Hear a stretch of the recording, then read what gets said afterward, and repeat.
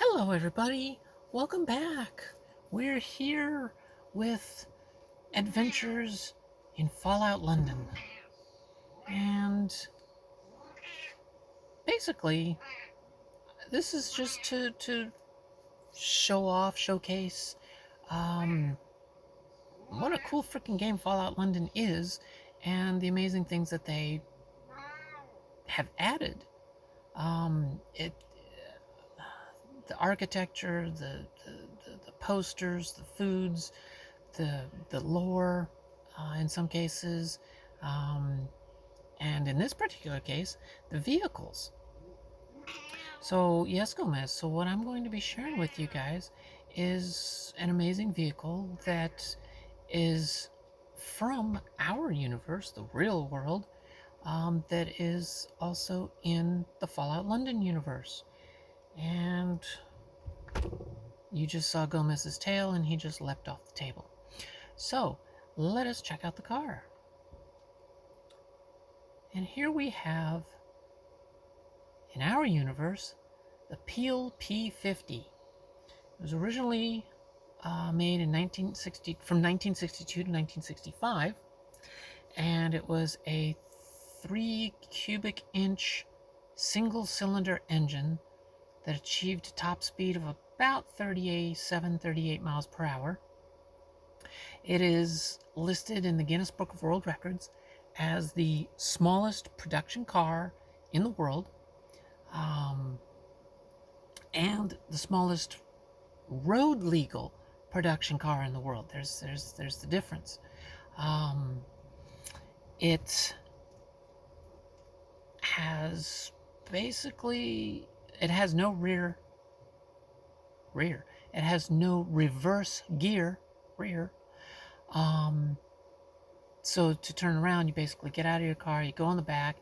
In our universe, there's a handle in the back. You pick it up, and then you just rotate it, and then you climb back in the car, and you drive off in the direction that you want to.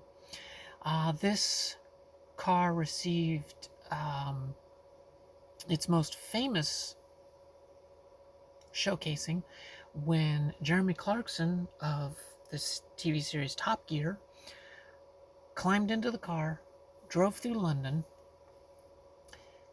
into the BBC building where he worked, into an elevator, up the elevator to the floor that his office is on, drove through the office cubicle areas into his little section, climbed out of the car, went to his desk, worked at his desk for a little bit, climbed back into his car for lunch to go to lunch, drove through the office, into the elevator, down to the main floor, back out onto the streets, across the sidewalk, into the road, to then drive down and go to the place where he wanted to get his lunch. Amazing vehicle. And it actually started production again. There was two gentlemen whose names I don't recall right now.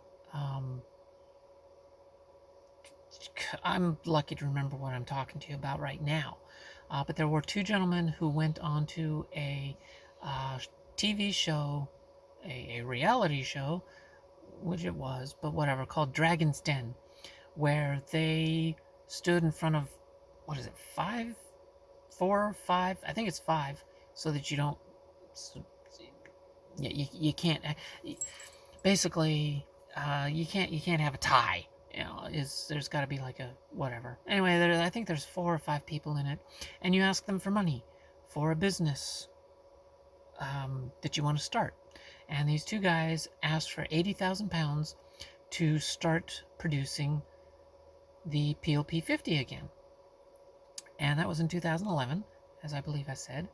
And right now, in 2018, they were building 3 versions, which was a petrol version, electric version, and fun version.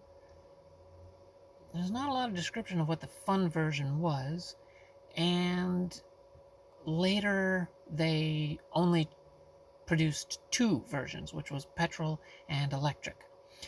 And the petrol version is about £15,000.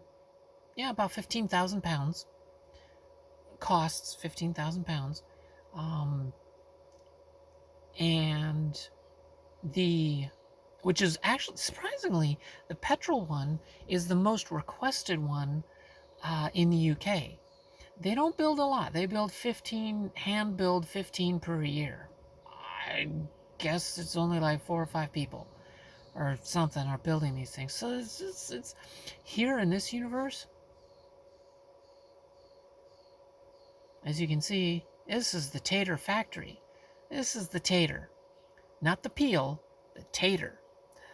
This is the Tater T50, and this is the factory that this car is produced, which makes perfect sense in the Fallout universe, where they were still suffering from the resource wars, so these things don't use a lot of petrol.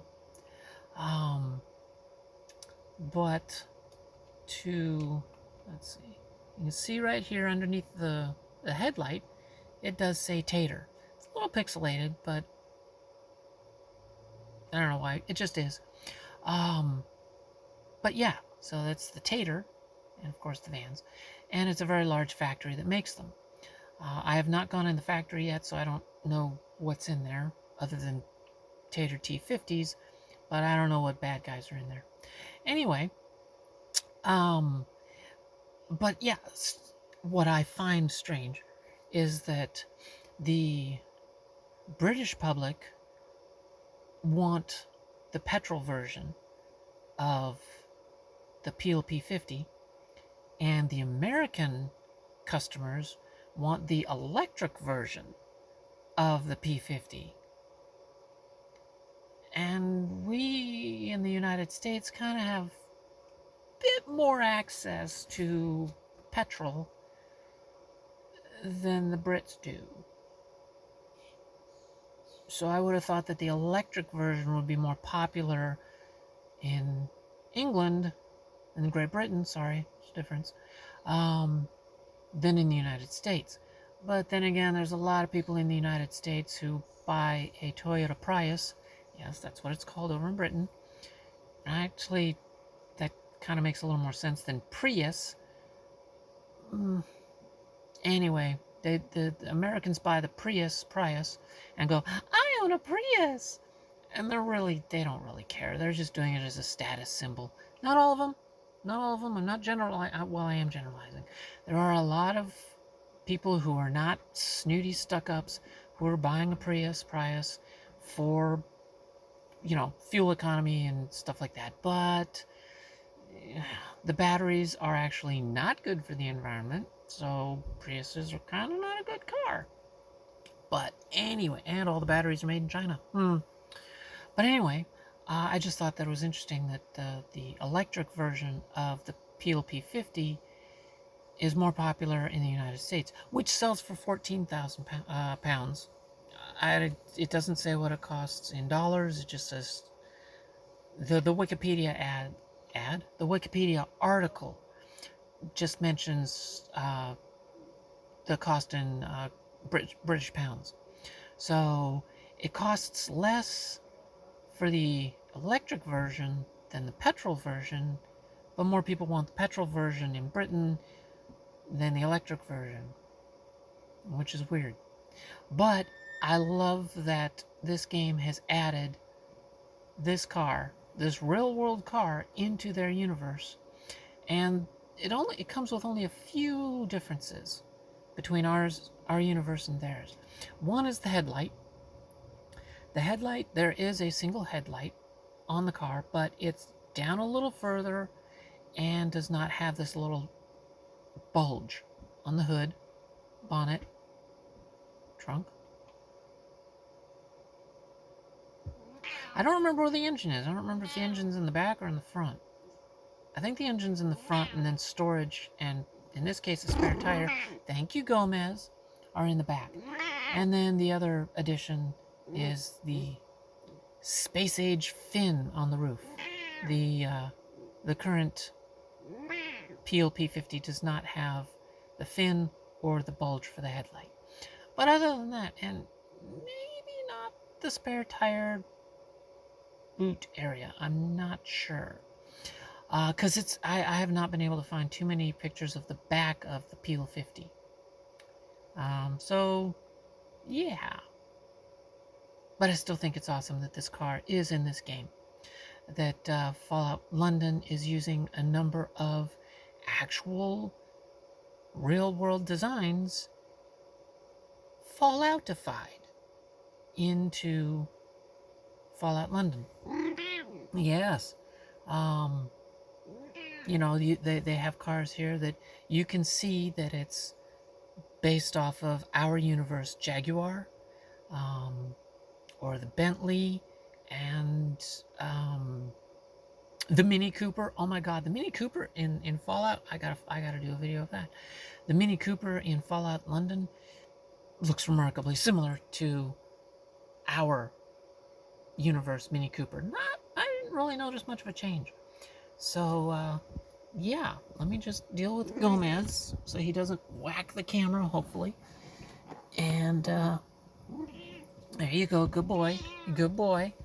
And I will leave you here with a thank you so much for joining me. I hope you enjoyed this episode. Please leave a like and a comment, and be excellent to each other and to yourself. And party on. Bye.